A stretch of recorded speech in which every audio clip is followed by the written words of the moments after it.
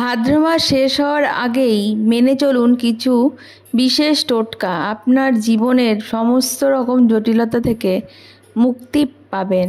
একবার বিশ্বাস করে এই টোটকাগুলিকে একবার ব্যবহার করে দেখুন। জ্যোতিষশাস্ত্র অনুযায়ী এই টোটকাগুলি ব্যবহার করলে জীবনের বিভিন্ন সমস্যা থেকে আপনারা বের হয়ে আসতে পারেন এবং সেই সঙ্গে একটি সুন্দর জীবন উপলব্ধি করতে পারেন।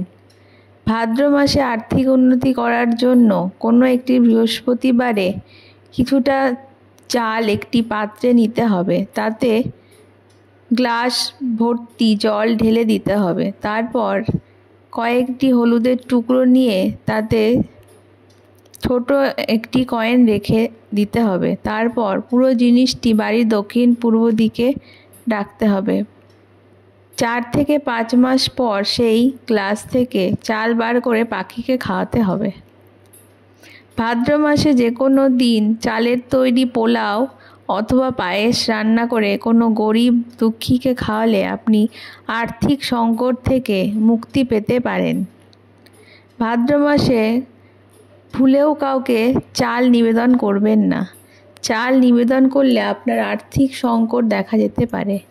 শাস্ত্র অনুযায়ী আমরা যদি আর্থিক সমস্যায় ভুগি তাহলে আমরা অজান্তে এমন কিছু ভুল করে থাকি যা আমাদের জীবনে অমঙ্গল ডেকে আনে।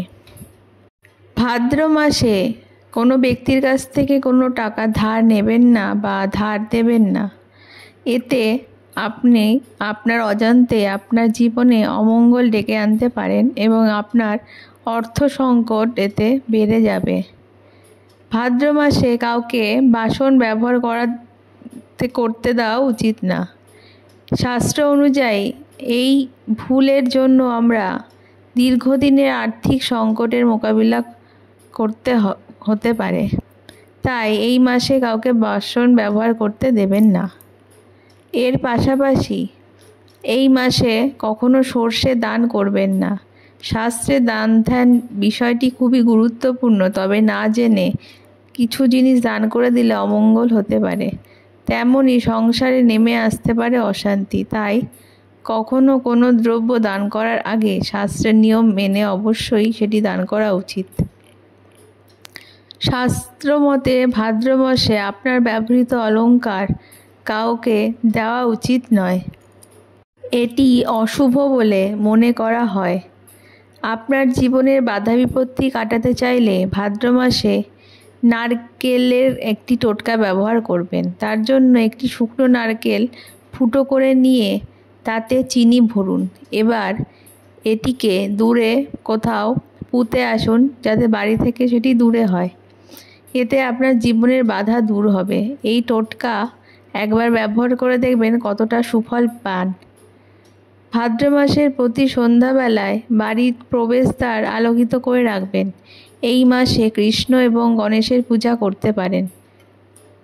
এছাড়া এই ভাদ্র মাসে ঘর নুন জল দিয়ে পরিষ্কার করতে পারেন। এতে আপনার বাড়ির যত নেগেটিভ এনার্জি সেগুলি দূরীভূত হয়ে আপনার উন্নতির পথ আরও সুগম হবে। এই টোটকাগুলি কে কে ব্যবহার করলেন এবং কতটা উপকৃত হলেন তা অবশ্যই কমেন্ট করে জানাবেন। ধন্যবাদ।